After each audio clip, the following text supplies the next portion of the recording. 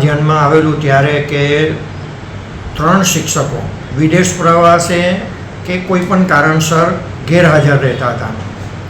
એના અનુસંધાને શનિવારે નિમિષાબેન પટેલને ટર્મિનેટ કરવામાં આવ્યા છે અને બીજા આરતીબેન ચૌધરી કે જેઓ પણ લાંબા સમયથી રજા લઈને વિદેશ ગયા છે, વારંવાર નોટિસ આપવા છતાં પણ હાજર થયા નથી, એમને પણ ટર્મિનેટ કરવાની કાર્યવાહી 23 તારીખ પછી એમને રૂબરૂ સાંભળીને કરવામાં આવશે.